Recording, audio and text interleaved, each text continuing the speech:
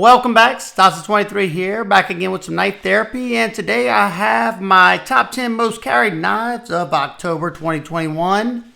And this month, well, there wasn't a whole lot of new blades that interested me, at least in the higher price ranges. So let's get started. First up, coming from Kizer and Mojave Outdoors, is the Deadpool Feist. I've been really enjoying this one. I am finishing up the testing on this particular knife, and hopefully I'll have this one ready for y'all soon.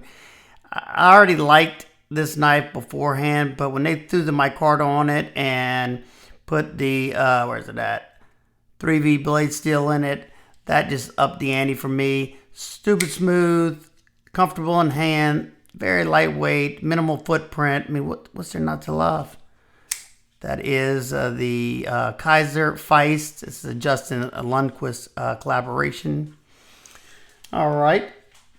The next one is probably, I'm thinking about doing the review of the Feist along with this Finch Knives Devil's Finger, and kind of putting those together. Let me know what y'all think down below. Should I do separate videos on them or make it one video? I just feel like more of y'all would actually watch it if it was together, but I could be wrong. Y'all let me know.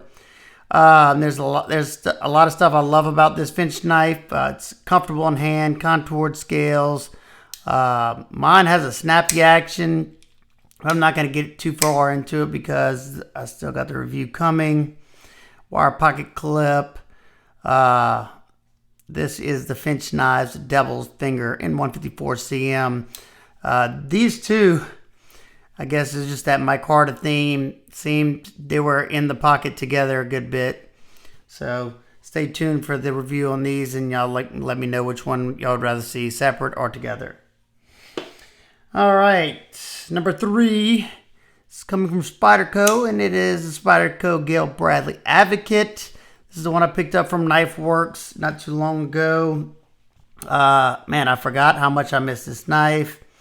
And one of y'all, some subscribers, informed me that this was one of the CQI versions. That was awesome to find out because they fixed the paper thin washer issue in the CQI version. So evidently mine is one, and that is awesome to know. Because I already love this knife, and I still would love it even if it wasn't the CQI, because it's a great user. It's thin, comfortable, good action, and it's got M4 blade steel. Gotta love it. And that orange peel, man, it looks so good.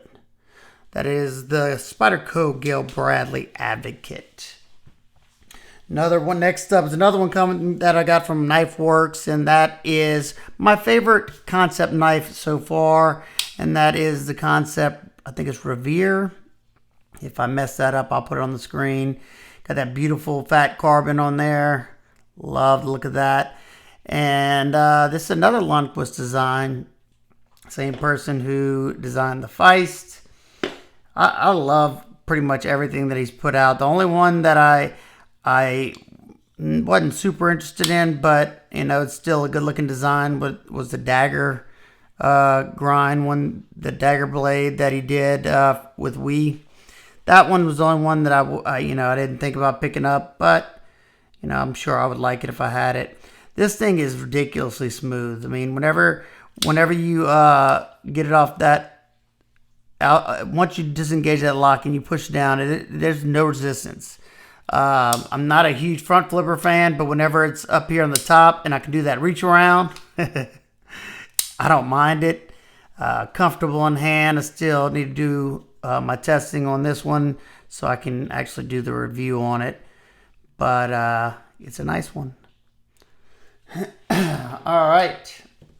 Next up is a fairly new one, but it made it in the pocket more than once in the month, and that usually classifies it on this list, and that is the Tuya knives, the Big Belly. I think y'all just saw the unboxing to this one. I should have put that up as soon as I got it, but I slept on it a little bit.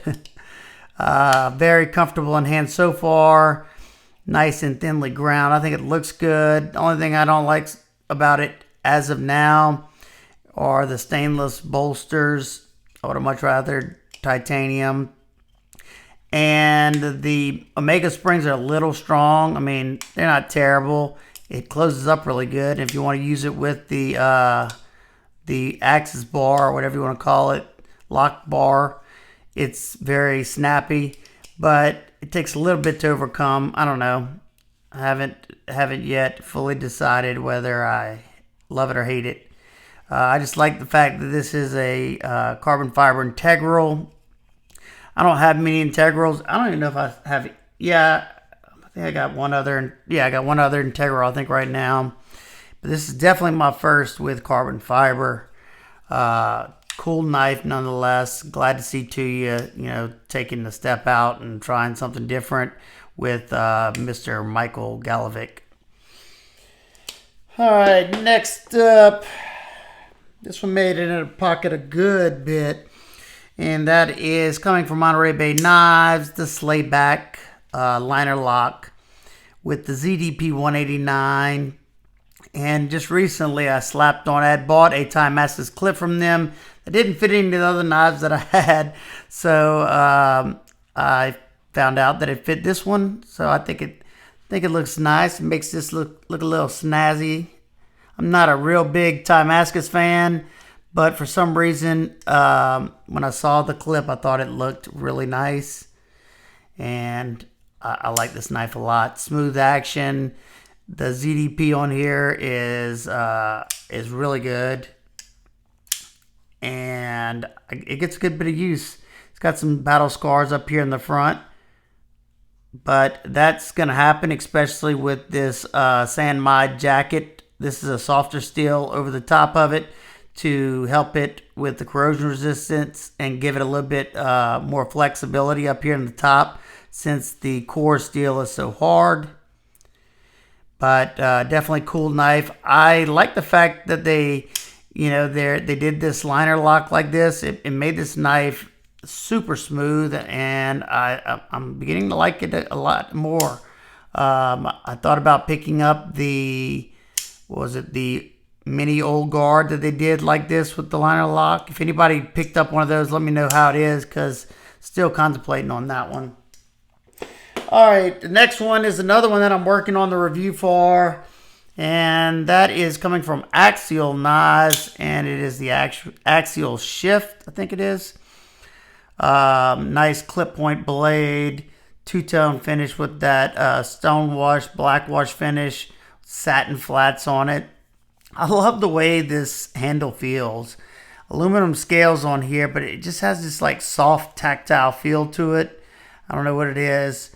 And then the retraction, watch this retraction on this. I mean, this thing comes in hard, it fires nicely.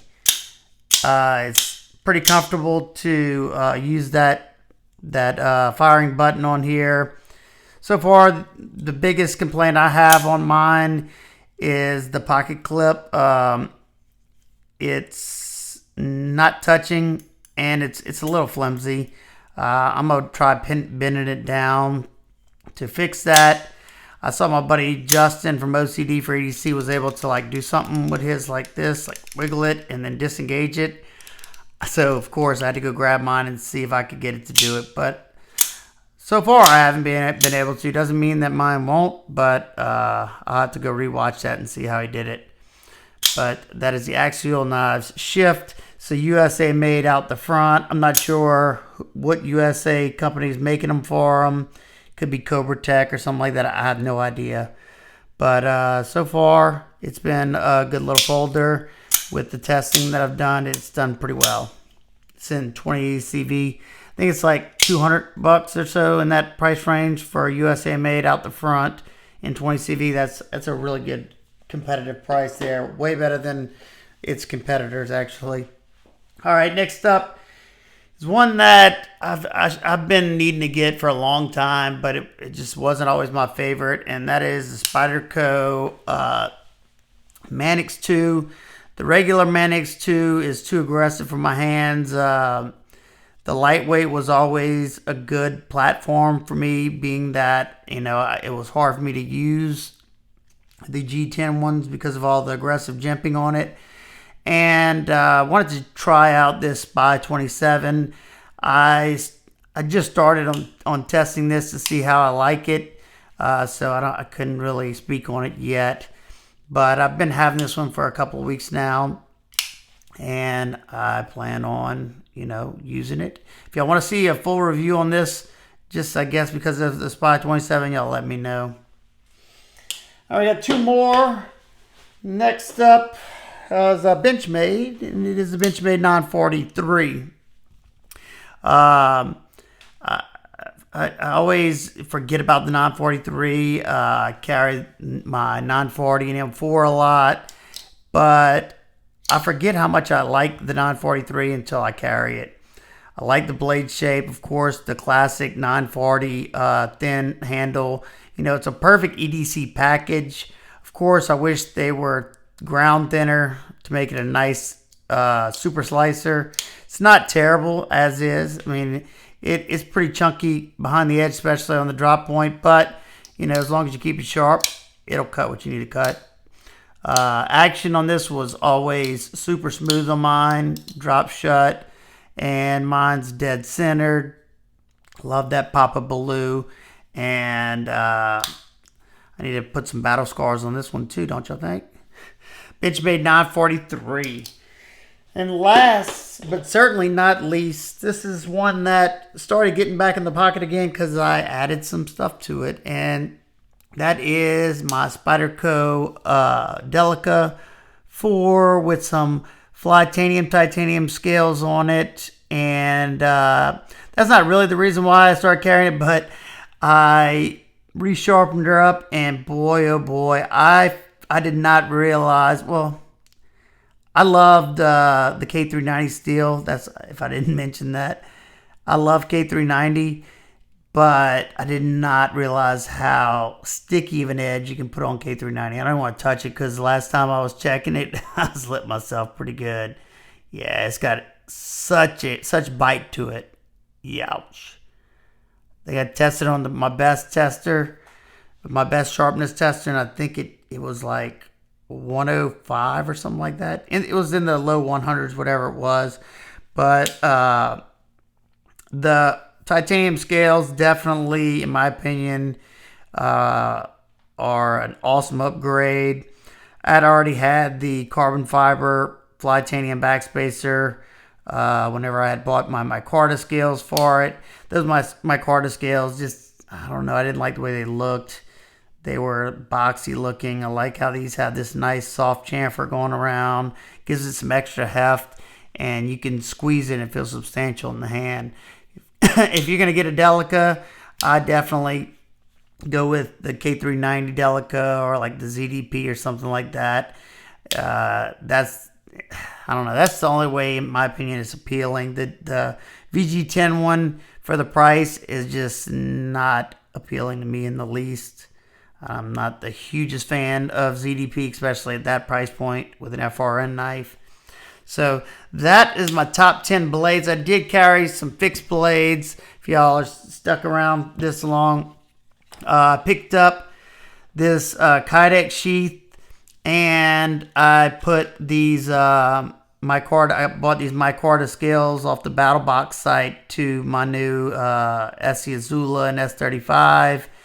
And of course, the scales made all the difference. So much more comfortable in hand. It's some funky micarta, but they do the trick. I don't really care about the scales that much as far as what they look like. The comfort is where it's at. And this is a sweet custom Kydex sheath that I picked up off of Etsy. If I can find the seller's name, I'll put it on the screen. But definitely nice sheath. Nice positive click to it. No wiggle whatsoever. Awesome package right here. I tried wearing it as a neck knife. I don't like that as much. I'll probably put a clip on it and drop it in the pocket. That's just my preferred method. And also, I've been carrying the Bark River Bravo EDC in 3V. Oh man, I've been liking this one too. Cuts excellent, comfortable in hand. And I definitely plan on bringing this one out into the woods behind my house and having a little fun with both of these. Maybe try doing testing out there. I don't know. That's something y'all want to see. Also got a Kydex sheath on the way for this bad boy, because this is fine, but how I like to drop in the pocket often, this is just a little thick, and I figured the Kydex sheath will make it a little bit less cumbersome. So there you go. That is my top 10 most carried blades of October. I'd love to hear some of the stuff y'all carried, or what y'all carried the most, what blade that you've been carrying the most out of your collection. And you never know, it might be something that I want to check out. So there you go. If you have any questions, comments, concerns, please leave them down below. I hope everybody's having an absolutely wonderful day. I will see y'all on the next one. Peace.